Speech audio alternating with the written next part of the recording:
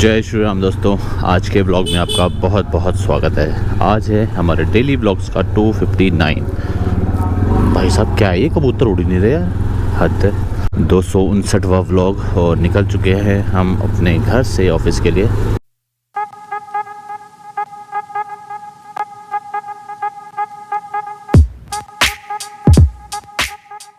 ये लो जी, हमारे आगे जा रही है ग्रैंड विटारा, मारुति सुजुकी की ग्रैंड विटारा। ये हमारी ब्रेज़ा का अपडेटेड या कह सकते हो कि लग्जूरियस वर्जन है। ये भी अच्छा लगता है वैसे, लेकिन ये काफ़ी महंगा है। हालांकि साइज़ वगैरह सब ब्रेज़ा की तरह ही है इसका भी, लेकिन इसमें कहते हैं कि लग्जूरी ज़्यादा है, इंटीरियर वगैरह फैसिलिटीज़ वगैरह सब बेटर है इसमें। तो दोस्तों, आज की इस वीडियो में थोड़ा सा मैं अपडेट देना चाहता हूँ जो हमारी ट्रिप थी उसको लेकर, जो हमारी जयपुर की ट्रिप थी। एक्चुअली द थिंग इज़, हमें करना पड़ रहा है ट्रिप को कैंसिल और अब हम नहीं जाने वाले हैं। फाइनली डिसाइड हो गया है। और मैंने 3 दिन पहले यानी कि 21 तारीख को जाना था, तो 18 तारीख को मैंने टिकट कैंसिल कर दी है, अपने ट्रेन टिकट्स।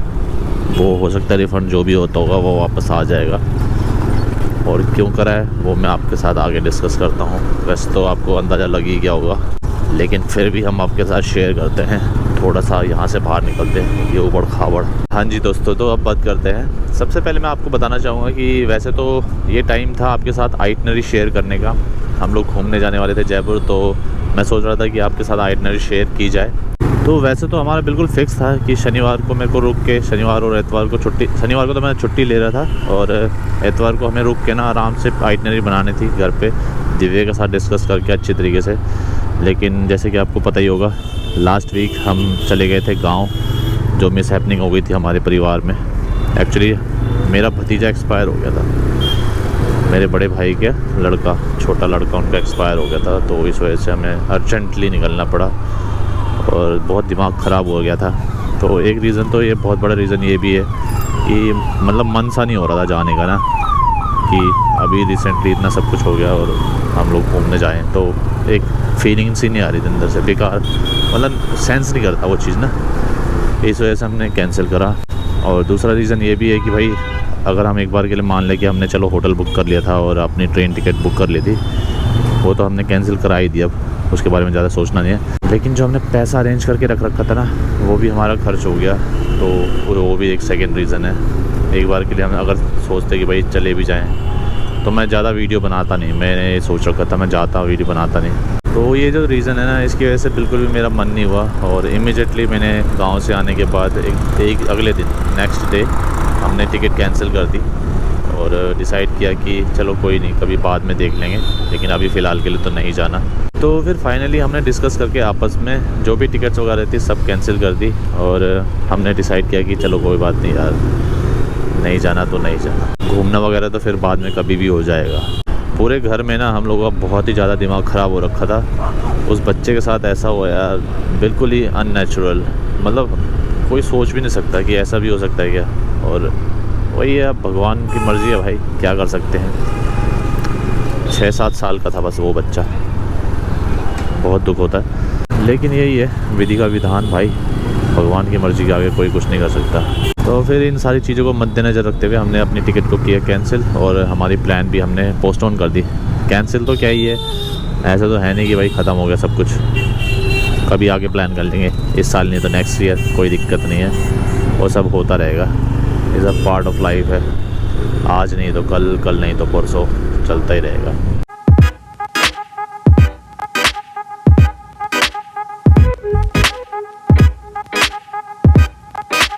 और सच बताऊं तो एक चीज़ मैं आपके साथ शेयर करना चाहूँगा कि भाई इन चीज़ों में ना आपका लाइफ पार्टनर बहुत सपोर्टिव होना चाहिए। दिव्या के साथ मैंने बस एक बार रखा इस चीज़ को और वो बिल्कुल समझ गई, उसने समझा इस चीज़ को कि हाँ भाई, जो भी मेरे मन में चल रहा था ना, कि एक्चुअल में क्या प्रॉब्लम पता है क्या है, कि देखो मैं एक्टिंग नहीं कर सकता यार। मैंने उसके सामने यही चीज़ रखी, मैं एक्टिंग नहीं कर सकता खुश होने की वहाँ पर जाके कि हाँ मैं अच्छे से एंजॉय कर रहा हूँ। और अगर मैं ट्रिप को एंजॉय नहीं करूँगा तो फिर मज़े नहीं आएंगे, ना ही आप लोगों को मज़े आएंगे, ना ही हम लोगों को मज़े आएंगे, तो उस चीज़ का कोई सेंस नहीं बनता। तो मैंने उसके सामने ये चीज़ रखी, वो चीज़ वो समझी। उसका घूमने का बहुत ज़्यादा मन करता है, लेकिन वो इस चीज़ को समझी, उसने हमेशा से सपोर्ट किया इस चीज़ को लेकर हमें। तो वो चीज़ मैं कभी मतलब ऐसे इग्नोर नहीं कर सकता भाई। आपके लाइफ पार्टनर को समझदार और अंडरस्टैंडिंग होना बहुत ज़रूरी है, तभी गाड़ी आपकी चलती है। और ऐसा नहीं है कि ये पहले मैंने ही सोचा था कि हमें एक ट्रिप कैंसिल कर देनी चाहिए, तो बस फिर मैंने दिव्या के सामने बात रखी और उसने एक बार में ही हाँ बोल दिया। ऐसे कुछ आनाकानी नहीं करी कि भाई नहीं हम जाएंगे या कुछ भी, उसने एक बार में ही हाँ बोल दिया। तो इस चीज़ के लिए बहुत ज़्यादा रिस्पेक्ट है उसके लिए, और उसने समझा इस बात को। लाइफ में ना ऐसे छोटे बड़े फेजेस आते रहते हैं ज़िंदगी में, तो आपको किस तरीके से चलना है, आपका लाइफ पार्टनर किस तरीके से सपोर्ट करता है, वो बहुत ज़रूरी होता है लाइफ में। तो थैंकफुल हूँ कि हमारा लाइफ पार्टनर इस तरीके का है। कभी कभार थोड़ी बहुत छोटी मोटी अनबन होती है, वो तो सबके साथ होती है यार, कोई दिक्कत नहीं है। चलिए तो भैया जी पंजाबी बाग भी टाइमली पहुँच गए, 10 बज रहे हैं। ऑफिस भी पहुँच ही जाएंगे। आज थोड़ा सा लेट हो गया था, निकलते निकलते 9:30 बज गए थे। हम लोगों के लिए ना ये चीज़ बिल्कुल नॉर्मल है, ऐसा लगता है मुझे, क्योंकि हमारे साथ ये होता रहता है, पहले भी हुआ है। और वैसे तो ये वाला सिचुएशन बिल्कुल ही अलग है, इसके बारे में ज़्यादा कुछ बोल नहीं सकते और बोलना भी नहीं चाहिए, गलत बात होगी, है ना। तो पहले वाला केस बताओ क्या हुआ था। एक बार ना हमने लगभग ये लगा लो कि 1.5-2 साल पहले प्रोग्राम बनाया था हिमाचल जाने का।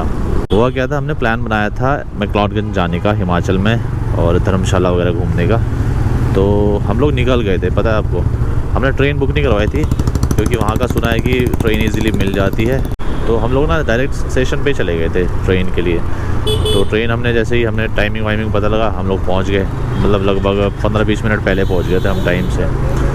और सडनली क्या पता लगता है हमें वहाँ पे कि कुछ वहाँ पे पंगा वंगा हो गया था उस समय पंजाब किसानों वगैरह का ना, तो बिल्कुल ही जाम कर दिया था वहाँ पे। तो ट्रेन वगैरह सब रद्द हो गई थी, बसेस वगैरह कुछ नहीं जा रही थी, तो एकदम से प्लान कैंसिल करना पड़ा हमें वहाँ पे। ये वाला प्लान तो देखो कुछ ऐसा था कि हम बिल्कुल बैग वगैरह पैक करके बिल्कुल रेडी थे। पर क्या कर रहा है यार ये, कोई लाइट नहीं, कोई कुछ नहीं, नमूने हैं एक से एक।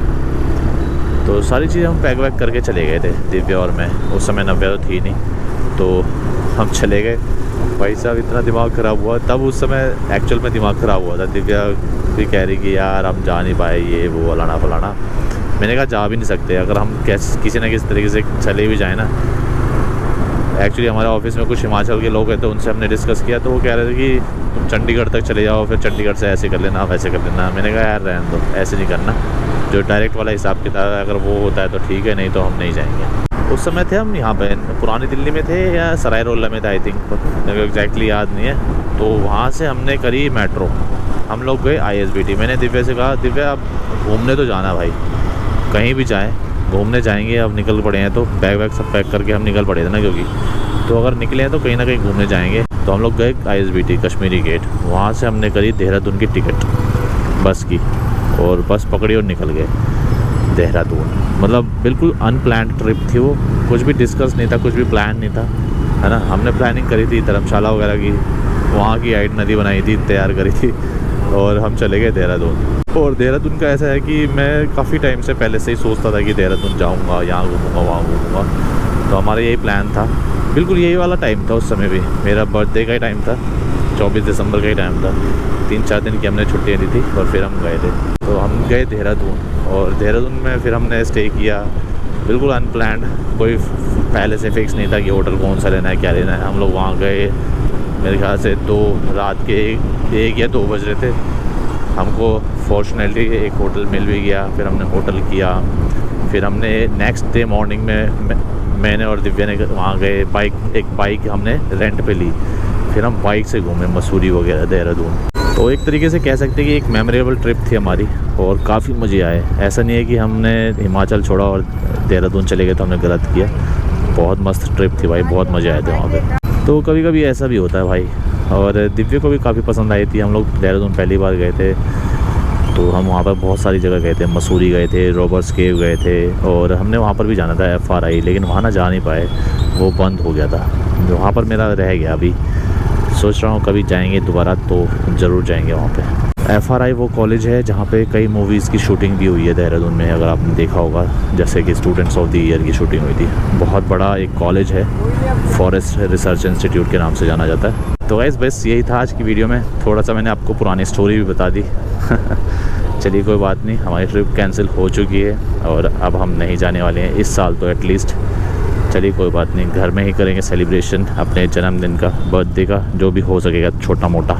और आज की इस वीडियो को यहीं एंड करते हैं। आपसे कल मिलते हैं नेक्स्ट वीडियो में। तब तक के लिए bye bye, take care, good morning, अपना ध्यान रखिए।